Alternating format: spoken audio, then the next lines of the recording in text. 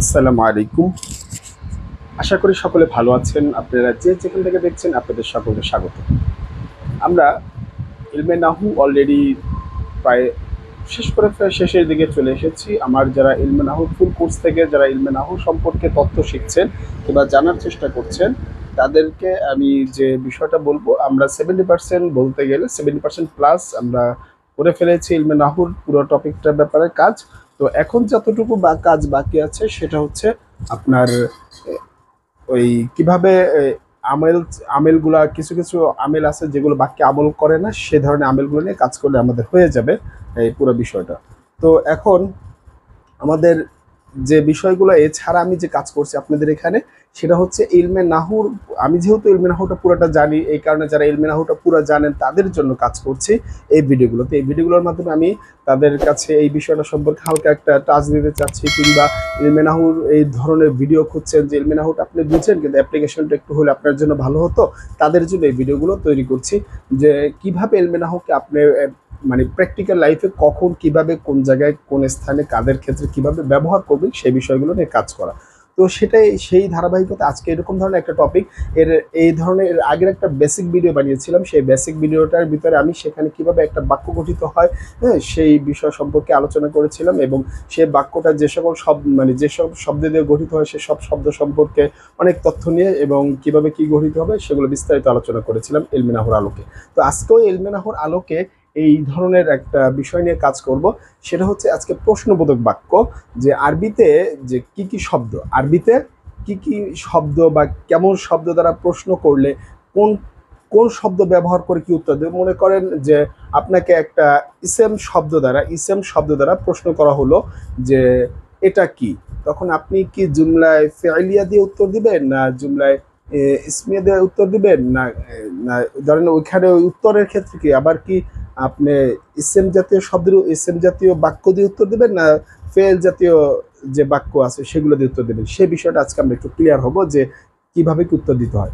তা আমরা এই বিষয়টা প্র্যাকটিক্যালি করব, কথা বাড়াবো না, যা বলার বলছি এর জন্য দুঃখিত, কথাটা লম্বা হয়ে গিয়েছে। তো আমরা এখন একটু বলি, এই কথাটা না বললেই নয়, একটু যেহেতু বোঝানোর ব্যাপার, এই কথাটা আমি এখানে লিখে শেষ করতে পারবো পুরো কথাটা, হালকা একটু আপনাদের রিমাইন্ড করে বাকিটা আমি মুখে বলে দিয়েছি, এই আর কি। এখন চলেন যে আমরা যদি আপনাকে যদি প্রশ্ন করা হয় মা হাজা, মানে এরকম একটা প্রশ্ন করা হলো হাজা, যে এটা কি, ইশারা করে প্রশ্ন করা হলো।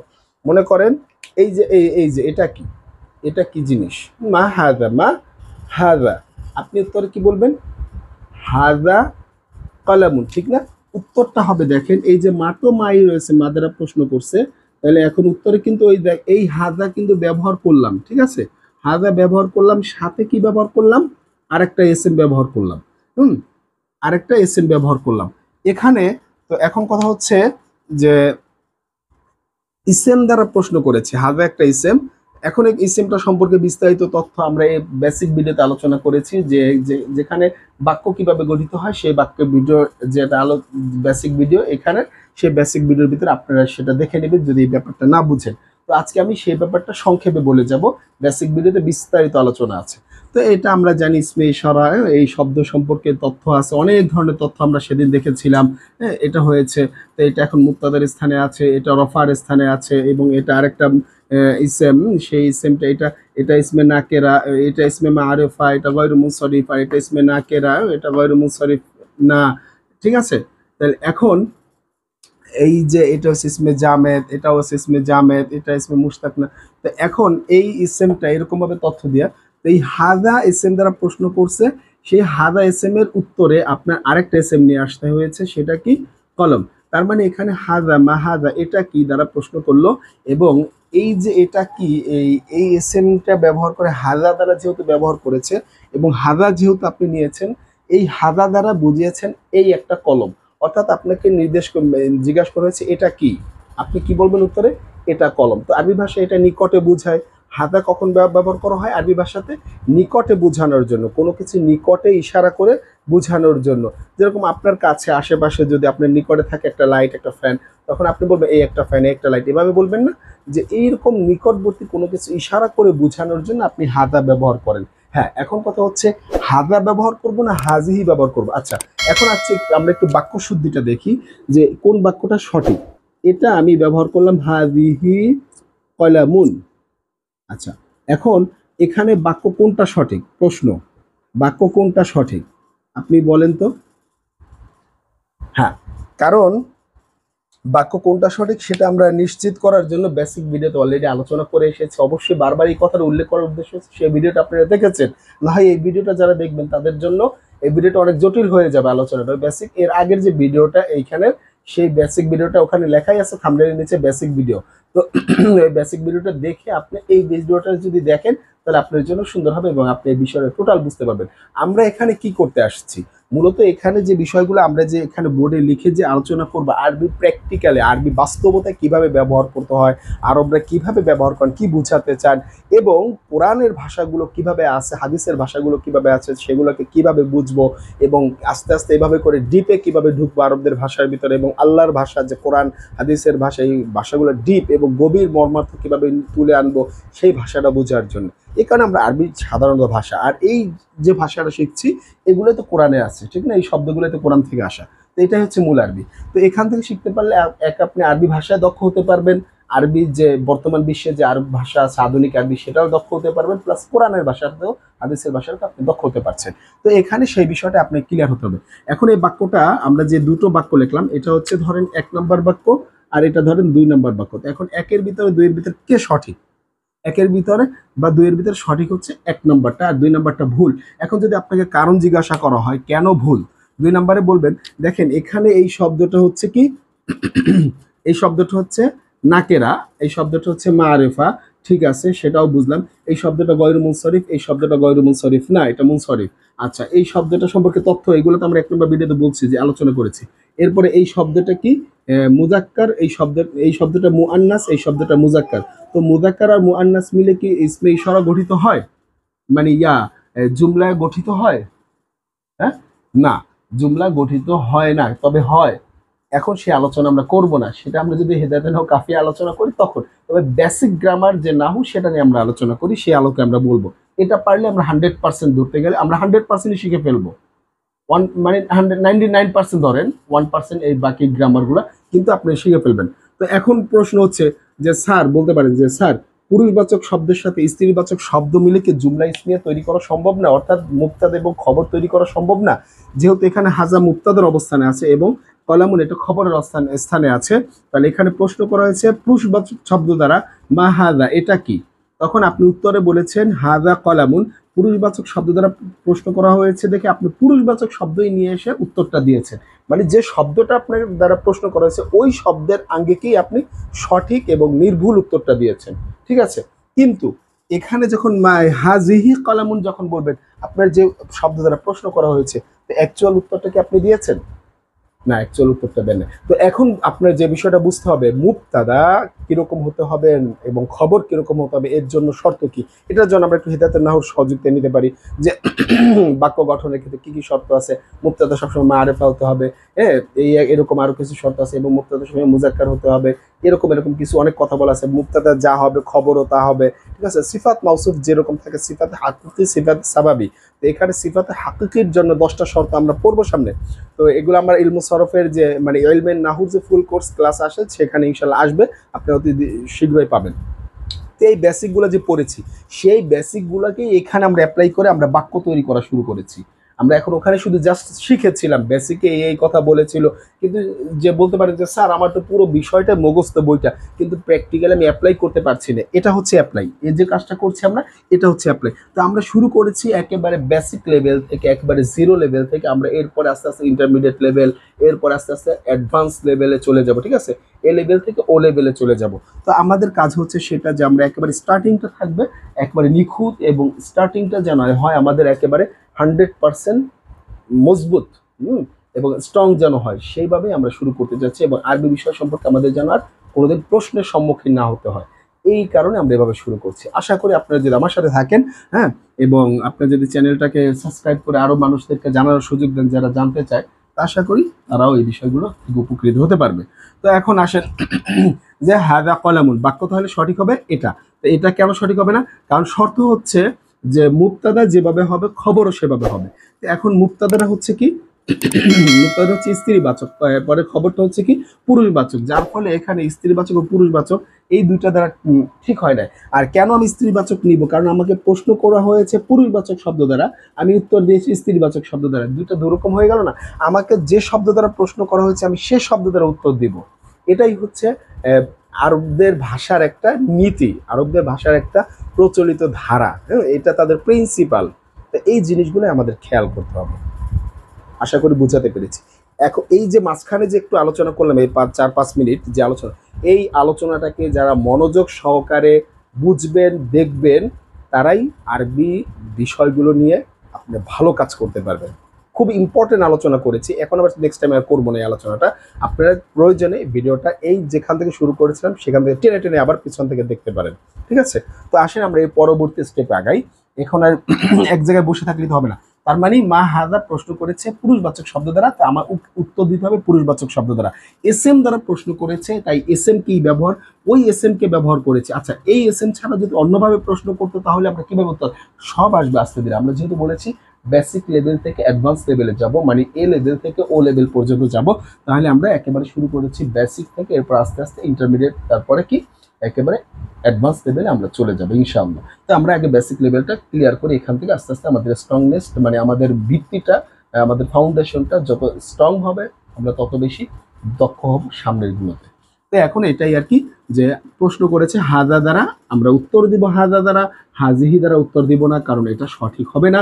কারণ পুরুষবাচক শব্দ দ্বারা প্রশ্ন করেছে পুরুষবাচক জাতির জন্য, এই কলমটাকে প্রশ্ন করেছিল, কলমটা পুরুষবাচক শব্দ, তাই আমি উত্তরটা দিয়েছি পুরুষবাচক শব্দের মাধ্যমে, ঠিক আছে?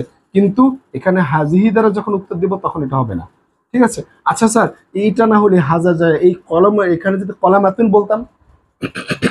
আচ্ছা, একটু উত্তর আপনাকে একটা প্রশ্ন করি, এটাকে আপনাকে একটা দেখাই যে প্রশ্ন তো আসতেই পারে, অবশ্যই সে প্রশ্নগুলো আমরা এখনই সলভ করব। সলভ না করলে আমাদের ভিতরে এই ধরনের যে কন্ট্রাডিকশনটা থেকে যাবে, এবং এই ধরনের যে আমাদের কন্ট্রাডিকশন, এটা যদি এখনই দূর না করি সংশয়টা, তো আমরা পরবর্তীতে এই প্রবলেমগুলো ভালো করে সলভ করতে পারবো না, এর জন্য আমরা সমস্যায় পড়বো। যেরকম মা হাজা বললো যে মা হাজি, মা হাজা, আপনি বললেন যে হাজা পুরুষবাচক শব্দ দ্বারা দিল, হাজা তবিলাতুন। আচ্ছা, তবিলাতুন দ্বারা উত্তর দিলেন হাজা তবিলাতুন। বাক্যটা কি সঠিক হয়েছে কিনা, প্রশ্ন, বাক্যটা কি সঠিক হয়েছে কিনা, এটাকে আমরা ধরি 1 নম্বর বাক্য। আরেকটা বাক্য লেখি, হাজিহি তবিলাতুন। তো এখানে এটা হচ্ছে 2 নম্বর বাক্য, কোনটা সঠিক? অবশ্যই যারা মোটামুটি বুঝেন আরবি গ্রামার, সে বুঝতে পেরেছেন যে কোনটা সঠিক, ঠিক না? ধারণা হয়ে গেছে আপনাদের। আর বেসিক যারা গ্রামার বুঝেন তারা তো জানেন। দুঃখিত, এখানে তাহলে কোনটা সঠিক হবে? এখানে সঠিক হবে এটা। তো এটা কেন সঠিক হবে না? কারণ কারণ হচ্ছে আপনাকে প্রশ্ন করেছে হাদা পুরুষবাচক শব্দ দ্বারা, আপনি এখানে উত্তর দিয়েছেন পুরুষবাচক শব্দ দ্বারাই, কিন্তু এর পরে যে অংশটা ব্যবহার করেছেন না, এই পরের অংশটা, এই যে স্ত্রীবাচক শব্দ, স্ত্রীবাচক শব্দ এই এটার সাথে আসবে না। কারণ স্যার এভাবে কি হতে পারে না তাহলে মুবতাদের জুমলা ইসমিয়ার ভিতরে এই স্ত্রীবাচক এবং পুরুষবাচক শব্দ মিলে জুমলা ইসমিয়া তৈরি করা যায় না? যায়, সেটা ভিন্ন প্রসঙ্গে খিলাফে কিয়াস বলা হয়, সেটা খিলাফে কিয়াসের আলোচনা। তবে আমরা যেটা প্রচলিত নিয়ম ধারা আরবি ব্যাকরণের, সেই নিয়মটা হচ্ছে যে মুবতাদার যা অবস্থা হবে খবরও সেই অবস্থা হবে, এটা আমরা হিদায়াতুন নাহুর থেকে জানতে পারি, ঠিক না? তো এই যে অবস্থাটা, তাহলে এখানে মুবতাদাটা আছে পুরুষবাচক, তাই এখানে নিয়েছি স্ত্রীবাচক, মানে বাক্যটা ভুল। এখানে যদি স্ত্রীবাচক হতো, অর্থাৎ এটা যদি হতো এবং যদি স্ত্রীবাচক হতো, তাহলে এই বাক্যটা সঠিক। এই কারণে এই বাক্যটা সঠিক না, কারণ আমাকে পুরুষবাচক শব্দটা প্রশ্ন করছে, দিয়েছি ঠিক আছে পুরুষবাচক, এটাকে ব্যবহার করেছি, কিন্তু পরবর্তী যে স্ত্রীবাচকটা নিয়েছি, তাহলে এটা মুবতাদা এটা খবর, তাই পুরুষবাচক শব্দের সাথে স্ত্রীবাচক শব্দ এটা গ্রহণযোগ্য না, এবং এটা বাক্যের সৌন্দর্যতা থাকে না। তবে হ্যাঁ, আরব ব্যাকরণদের ভিতরে মতানৈক্য আছে, বিভিন্ন ধরনের মতামত আছে, করা যায় জুমলা ইসমিয়ার ভিতরে পুরুষবাচক স্ত্রীবাচক শব্দ মিলে জুমলা ইসমিয়া তৈরি করা যায়। কিন্তু এখানে আমরা বেসিক গ্রামার যে আছে, যেটা আরবি নাহু, সে অনুসারে বা হেদায়েত নাহু অনুসারে আমরা এটাকে সঠিক বলতে পারবো না, ঠিক আছে? এটাকে আমরা সঠিক বলবো, কারণ যেটা করেছে এই এই এই প্রশ্নের উত্তরে আমরা এটাও সঠিক না, কিন্তু এখানে এখন যেটা করতে হবে তখন এটাকে বলতে হবে হাজিহি, হাজিহি, তখন এই প্রশ্নের জন্য এই উত্তরটা সঠিক হবে। তখন ওই হাজার জন্য ওই প্রশ্নের উত্তর ওটা সঠিক হবে না। আশা করি এই যে বেসিক আলোচনাটা করলাম, এই বেসিক আলোচনার দ্বারা আপনার কি কি সমস্যার সমাধান হলো। এই আলোচনাগুলোই আমরা বুঝি না, এই আলোচনাগুলোই অনেকে আমরা করি না। এই আলোচনাগুলো না করার কারণে আমাদের আরবিটায় অনেক সমস্যা থেকে যায়। তো এই আলোচনাগুলোই আমি আপনাদের সামনে তুলে ধরেছি যাতে করে আপনারা বেসিকটা বুঝি। যেহেতু বলা ছিল যে কি কেমন ধরনের শব্দ দ্বারা প্রশ্ন করলে কিভাবে আমরা উত্তর দিব, তো আমরা দেখলাম এখানে পুরুষবাচক যদি শব্দ হয় তাহলে পুরুষবাচক শব্দের মাধ্যমে, এবং যে হবে সেটা জুমলা ইসমিয়া হোক বা জুমলা ফিআলিয়া হোক বা জুমলার অংশ হোক, যাই কিছুই হোক না কেন, তাহলে সেটা যেন ওই রিলেটেড, যেই রিলেটেড প্রশ্ন করেছে সেই রিলেটেড জানি তার সাথে সমতা রেখে, যেন উত্তরটা হয়। ঠিক আছে, এটাই আমরা বুঝতে চাই। এটাই হচ্ছে আরবি ব্যাকরণ একটা প্রিন্সিপাল বা নীতি। ঠিক আছে, এই ব্যাপারটা আমাদের খেয়াল রাখা দরকার। আমি আপনাদের সাথে সেই ব্যাপারটা শেয়ার করতে চেয়েছি এবং সেটাই শেয়ার করছি। আশা করি আপনারা মনোযোগ দিয়ে দেখবেন, বুঝবেন। তো আসেন, তো আমরা এটা বুঝলাম, ঘটনা দোনোটাই বুঝলাম যে অ্যাকচুয়াল ঘটনাটা কি ঘটে আরবের। এখন আপনি কোরআন হাদিসের মধ্যে যদি দেখেন, দু একটা কোরআন হাদিস থেকে উদাহরণ দেই যে আল্লাহ তালাও তো ব্যবহার করেছেন। তো আল্লাহ তালা কি এই আরবি ভাষা সম্পর্কে, যেহেতু এই ভাষার মালিকই হচ্ছেন আল্লাহ তালা কি এই ভাষা সম্পর্কে কোনো জ্ঞান রাখেন কি রাখেন না, সেই ব্যাপারটা একটু আমরা চেক করে দেখি যে তিনি কি কোনোখানে ভুল টুল ব্যবহার করছে কিনা। আচ্ছা, উলাইকা আলা হুদাম মির রাব্বিহিম ওয়া উলাইকা হুমুল মুফলিহুন, পড়ি কিনা? উলাইকা আল্লাযীনা ইশতারাউ দালালা, পড়ি কিনা? হ্যাঁ, উলাইকা হুমুল মুফলিহুন, পড়ি কিনা? যালিকাল কিতাব, পড়ি কিনা? আচ্ছা, এখন যদি আসি যে যালিকাল কিতাব, যালিকাল কিতাব, কিতাবু, ঠিক আছে। আচ্ছা, যালিকাল কিতাবু লা রাইবা ফি, লা রাইবা ফি সেটা কি আমাদের দরকার নেই, আমাদের দরকার হচ্ছে এই যালিকা আর হচ্ছে এই কিতাব। তাহলে যালিকাকে মুবতাদা ধরবো আর এটাকে কি ধরবো? খবর ধরবো। এখন এটা ইসমে ইশারা আর এটা মুশারুন ইলাই, এই ব্যাপারটা সম্পর্কে আমি বলেছি, সেটা পরে, সে বিষয়ে আমরা পরবর্তী আলোচনা করবো, বেসিক ভিডিওতে বলেছিলাম। হ্যাঁ, তবে এখন এখানে ইসমে ইশারা ও মুশারুন ইলাই সেটা পরে হিসাবে আমরা যে আলোচনা করছি সেটা এখন করব না। তো এখানে আমরা যে বিষয়টা আলোচনা করবো এটা মুবতাদা, এটা খবর। এখন এই যালিকাল কিতাব কোরআন শরীফের যে সূরা বাকারার প্রথমে আয়াতে দেওয়া আছে আলিফ লাম মিম যালিকাল কিতাবু লা রাইবা ফি। এখন যালিকাল কিতাব মানে ওই একটি কিতাব, ওই একটি। এখন এটা মূলত হবে ওই, কিন্তু আমরা এই শব্দটা বুঝাই এই একটা কিতাব বুঝাই। এটা কেন? বালাগতের একটা নিয়ম আছে। সেই নিয়মটা হচ্ছে কি, কোনো কিছুর প্রতি সম্মান প্রদর্শন বা উচ্চতা সর্বোচ্চতা বোঝানোর ক্ষেত্রে এই দূরবর্তী ইসমে ইশারাগুলো ব্যবহার করা হয়। তাহলে সেই হিসাবে এটাকে আল্লাহ তাআলা কোরআনে ওই বাই কিতাব এই মর্যাদা বোঝানোর জন্য এই জালিকা, এই কিতাবের শুরুতে জালিকা ব্যবহার করেছে। হাজা ব্যবহার করতে পারতেন, হাজা কেন ব্যবহার করলেন না? তো এটা তো একটা প্রশ্নবিদ্ধ হয়ে যায় যে হাজাল কিতাব, আলিফ লাম মিম হাযাল কিতাবু লা রাইবা ফি, এই কিতাব যার ভিতরে কোনো সন্দেহ নেই, এটা কেন করলেন না? কেন জালিকা ব্যবহার করলেন? ওই যে বললাম বালাগাতের যে একটা নিয়ম আছে। এরপর আপনি যদি মুখতাসারের ভিতরে যান আরো বিস্তারিত আলোচনা পাবেন। তো সেই আলোচনাগুলো এখন করছি না, আমরা জাস্ট বাক্য শিখছি। এখানে তাফসির করতে আসি রে, তাফসিরের পরে আলাদা আলাদা হবে ইনশাআল্লাহ। তো এখন যেটা হচ্ছে জালিকা, এটা দ্বারা কি, এটা হচ্ছে পুরুষবাচক। দেখেন এটাও কি পুরুষবাচক, তার মানে আল্লাহ তাআলা যে বিষয়টা ব্যবহার করেন পুরুষবাচক শব্দের সাথে পুরুষবাচক শব্দ নেয়। এটা যদি মুবতাদা হয় পুরুষবাচক শব্দ, এবং হালতে রফিতে থাকে, খবরটাও হালতে রফিতে থাকবে এবং সেটাও পুরুষবাচক থাকবে। এই বিষয়গুলো তো আমরা ক্লিয়ার, ঠিক না? এই বিষয়টা যদি আমরা ক্লিয়ার হয়ে থাকি, পুরুষবাচক শব্দের সাথে পুরুষবাচক শব্দ, স্ত্রীবাচক শব্দের সাথে স্ত্রীবাচক শব্দ, এই হচ্ছে মুবতাদা খবরের একটা বিষয়। এখন যদি আপনাকে এখানে প্রশ্ন করা হতো যে কোরআন সম্পর্কে, মা মাল কোরআনু, এখন কোরআন কি, অথবা মাহা, এখন আপনাকে মা যালিকা, মা যালিকাল কোরআন, ওইটা কি কোরআন, ওইটা কি কোরআন আপনাকে জিজ্ঞাসা করলো, তো আপনি কি বলবেন? যালিকাল কোরআন, এই যালিকাল কিতাব বা যালিকাল কোরআন আল্লাহ তাআলার ভাষায়। এখন কথা হচ্ছে এইগুলা আল্লাহ তাআলা কোরআন শব্দটাকে কেন বললেন না, এখানে কিতাব কেন ব্যবহার করলেন, এক্সপ্লেনেশনে আমি যাব না, এটার এত ডিপ অ্যানালাইসিস আমি এখন করব না।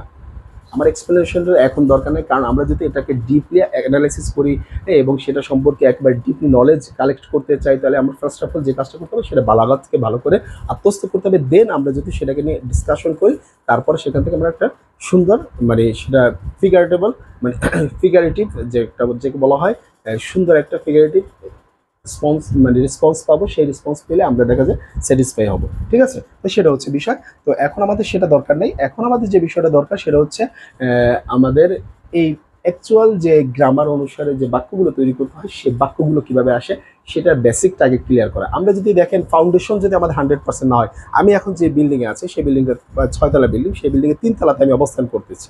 তো 3 তলা বিস্তৃত এখানে অবস্থান করে আমার যদি নিচতলাই না থাকতো, 3 তলা কি আপনি গঠন করা সম্ভব ছিল? তো আপনি কেন 3 তলাতে যাবেন? ঠিক না, আগে আপনার যে বিষয়টা ফাউন্ডেশনটা গঠন করবে, নিচতলাতে স্ট্রং করে নিচতলা দাঁড় করানো, ওখানে কলাম বিম সেইগুলো দাঁড় করানোর পরে আপনার ফার্স্ট ফ্লোর হবে, সেকেন্ড ফ্লোর হবে, তারপরে থার্ড ফ্লোরে সে যে ফ্লোরে আমি আছি, এরকম করি। তো আপনি এখন আরবি যেহেতু শেখা শুরু করছেন, আরবি যেহেতু জানা শুরু করছেন, একেবারে ডিপলি এবং বেসিক থেকে একবারে জানা শুরু করেছেন, কোর বেসিক যেটাকে বলা হয় কোর বেসিক থেকে জানা শুরু করছেন, তাহলে অবশ্যই আপনাকে এই যে বেসিকটা সম্পর্কে আপনি আলোচনা জানতে হবে। সেটা হচ্ছে কি আপনার একেবারে ফাউন্ডেশনটা স্ট্রং থাকতে হবে। এরপরে আপনি যখন ডিপলি আলোচনায় যাবেন, গভীরে চলে যাবেন কোরআন ও হাদিস বোঝার ক্ষেত্রে বা আরবি ভাষা বোঝার ক্ষেত্রে, ঠিক আছে, তখন আপনি ওই যে বালাগত, মেরকাত, মান্তিক ইত্যাদি যারা মুখতাসার মানি যেগুলো বলি, এগুলো আপনি যখন বুঝবেন তখন আপনি কোরআনকে ডিপলি অ্যানালাইসিস করতে পারবেন, আরবি ভাষাকে ডিপলি অ্যানালাইসিস করতে পারবেন। এই জিনিসটা সহজ হবে যারা আরবি ভাষার প্রতি আগ্রহী তাদের জন্য এই বিষয়টা। তো আসেন, এখন এখানে বলতেছি মাজা আলিকাল কোরআন, ওইটা কি কোরআন? কিংবা মাজা আলিকাল কিতাব, ওইটা কি কিতাব? হ্যাঁ, মাজা আলিকাল কিতাব।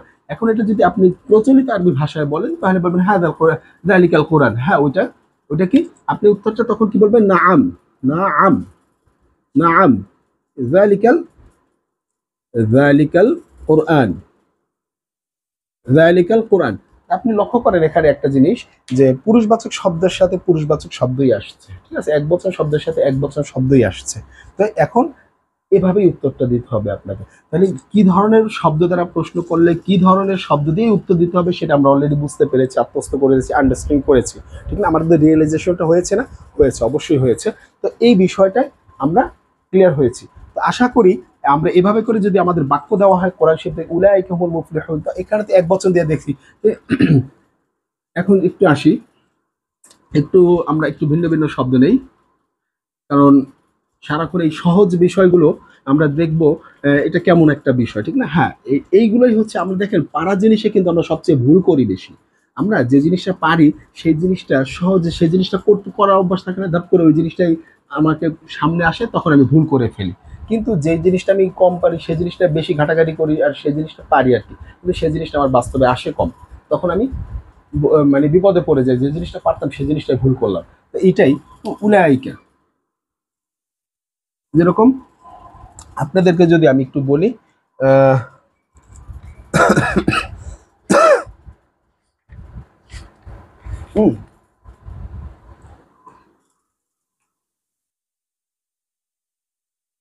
উলাইকা, ঠিক আছে, উলাইকা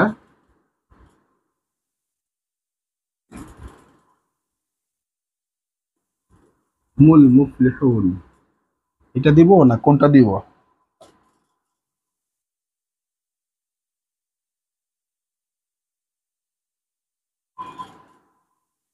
নষ্টন বলালেতা। আচ্ছা, উলাইকা হুমুল মুফলিহুন, এই যে হুমুল বলছে, হুমুল মুফলিহুন।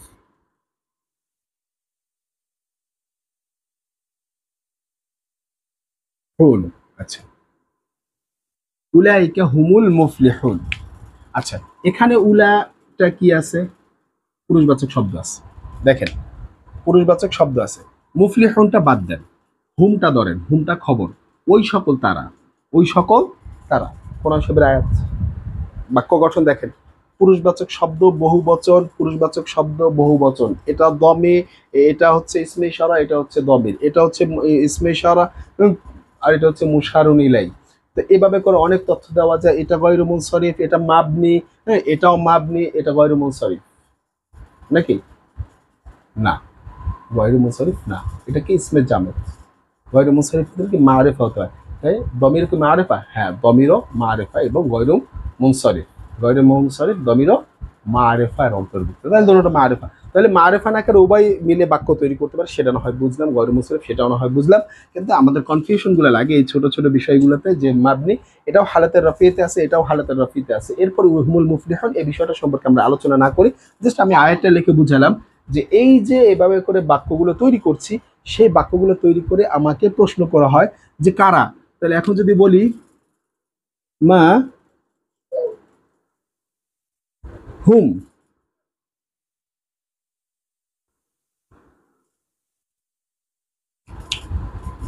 এভাবে হয় মান হুম, মা হুম না, মান হুম। যদি বলি মান হুম, যে তারা কারা, মান মানি কারা বা যারা, হুম মানি তারা, তারা কারা, আপনি উত্তরে কি বলবেন যে তারা মুফলিহুন, হুমুল মুফলিহুন। হুম, যে হুমুল মুফলিহুন, তারা হচ্ছে সফলকামী, তারা সফলকামী যারা, তারাই হচ্ছে উলাইকা হুমুল মুফলিহুন। ওই সকল, মানে ওই সকল তারা। তো এখন যদি আপনি এখানে উত্তরটা আরেকটু এটা লাগাই বলেন উলাইকা, তাহলে আরো সুন্দর শোনায়, উলাইকা হুমুল মুফলিহুন ডট ডট ডট। তা এই অংশটুকু যদি আপনি বলেন তারা কারা, তাহলে বলেন উলাইকা হুমুল মুফলিহুন, ওই সকল লোক যারা কি, এখানে আলে বা ইসমে মাউসুলের ব্যাপারটা চলে আসে, যে এটা আমরা পড়ে আছি, জাস্ট এতটুকু আমরা বোঝার জন্য বলি যে ওই সকল হচ্ছে ওইগুলা কি, ওইগুলা কি, এভাবে বলতে পারি না যে মা মা উলাইকা ওই সকল জিনিস কি, ওই সকল কারা। তখন আপনি বলবেন এরা হচ্ছে যে মুফলিহন সফলকাম যারা, তাদের। তো এই হচ্ছে আমাদের বাক্য গঠনের বিষয়গুলো সম্পর্কে বেসিক ইনফরমেশন আপনাদের সাথে আমি শেয়ার করলাম। বাট এখন আমরা যে বিষয়টা আমরা শিখেছি, এই পুরো ভিডিওটার ভিতরে আপনাদের সামনে টোটাল বেসিক আলোচনা করেছি যে কখন কোথায় কিভাবে কেমনে প্রশ্ন করলে কি ধরনের প্রশ্ন দ্বারা আপনি কি উত্তর দিবেন, কোন শব্দ যদি কোন শব্দ দিয়ে আপনাকে প্রশ্ন করা হলে কোন শব্দের মাধ্যমে আপনি উত্তর দিবেন, সে বিষয়টা আপনি কোন ধরনের বাক্য ব্যবহার করলে প্রশ্নের মধ্যে কোন ধরনের বাক্য দিয়ে আপনি উত্তর দেবেন, সেই ব্যাপারটা আপনি শিখতে পারলেন, ঠিক না? তো এখন আপনাদের সামনে আমি কিছু প্র্যাকটিস দিব, সেই প্র্যাকটিসটা আপনারা একটু করে আসবেন এবং বলবেন, চেষ্টা করবেন উত্তরগুলো করার, যে আপনারা বুঝেন কিনা, যেহেতু যারা আপনারা আমার সাথে এতদিন যাবত আছেন শিখছেন, তারা এই জিনিসটা কতটুকু দক্ষতা অর্জন করেছে সেই বিষয়টা আমরা একটু দেখবো। তো চলেন আমরা সেই প্র্যাকটিসে চলে যাই। তো ভিডিওটা লং করছি না, বেসিক যা বলার বেসিক বলে ফেলেছি, এরপরে তো ইনশাল্লাহ এরকম পার্ট বাই পার্ট ইনশাল্লাহ আসতেই থাকবে। হ্যাঁ, এরকম করে আমরা বিস্তারিত আমরা আলোচনা করব, আরো অ্যাডভান্স লেভেলে যাব, তারপর আমরা বুঝবো যে অ্যাকচুয়ালি আমরা কি ধরনের বিষয় শিখতে চাচ্ছি, আমাদের টার্গেটটা কি, ঠিক আছে? প্রত্যেকের একটা গোল থাকে, সেই ফাইনাল ডেস্টিনেশন থাকে, সেই ডেস্টিনেশনে সবাই পৌঁছাতে চায়, ঠিক না? এখন আমাদের ডেস্টিনেশন হচ্ছে যে আরবিটাকে টোটালি আমাদের রপ্ত করা, আরবিটাকে টোটালি আমাদের হাতের মুঠে নিয়ে আসা। আচ্ছা, এখন আপনাকে প্রশ্ন করলো মা হাজা, দ্বারা প্রশ্ন করলো, পুরুষবাচক শব্দ দ্বারা প্রশ্ন করলো, আপনি কি কি বলবেন? আর এটা নিকটবর্তী বললো, ঠিক না? তো আপনি উত্তরে বলতে পারেন হাজা কিতাবুন, এরপরে ডট ডট, হাজা জিদারুন ডট ডট, এই ডট ডট মানে হাজা, এরপরে হাজা কুর সিয়ুন ডট ডট, এরপরে হাজা মসজিদুন, হাজা মসজিদুন, ঠিক আছে? এরপরে এরকম আরো আপনি উত্তর দিতে পারেন, হাজা সারিরুন, হাজা সারিরুন। দেখেন আমি তো কয়েকটা দেখলাম, একটা দুইটা তিনটা চারটা পাঁচটা দেখলাম, ঠিক আছে? তো এরকম আপনার কাছে যত শব্দ আছে আপনি শব্দ দিয়ে এরকম উত্তরগুলো দিবেন হাজা দিয়ে, যেহেতু আপনাকে হাজা দ্বারা প্রশ্ন করেছে, তো হাজা দ্বারা উত্তর দিচ্ছেন যে হাজা এটা, মা হাজা এটা, এইভাবে করে আপনি উত্তর দিলেন। আমরা বেসিক লেভেলে যেহেতু আছে, বেসিক লেভেলে কথা বলছি, এরপরে আস্তে আস্তে অ্যাডভান্স লেভেলে যাবো। তো যারা আরবি ভাষা শিখতে চাচ্ছেন তারাও চাইলে এইভাবে শিখতে পারেন, গ্রামার অনুসারে, এটা যেহেতু আমরা ব্যাকরণ ব্যবহার করে শিখছি, আপনি নির্ভুল ভাষা শিখতে পারবেন এবং দক্ষ হতে পারবেন।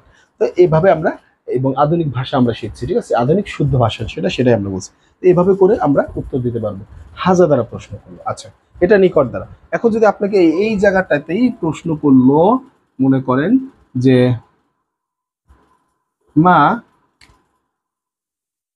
যালিকা, আপনি উত্তর কি বলবেন? আপনি উত্তরে তখন এই শুরুতে শুধু একটা জালিকা বসায় দেন। জালিকা কিতাবুন, জালিকা জিদারুন, জালিকা কুরসিয়ুন, জালিকা মাসজিদুন, জালিকা সেরিরুন। কারণ আপনাকে প্রশ্ন করেছে জালি দ্বারা, জালিকা দ্বারা, আর কি কেমন শব্দ দ্বারা প্রশ্ন করলে কেমন উত্তর দিতে হয় সেটাই আমরা এখন শিখছি। এই বেসিকগুলো এতক্ষণ কিন্তু শুরুতে বলেছি। তো এই হচ্ছে আপনার সেই বিষয়টা। টপিকটা বুঝে আসছে আশা করি।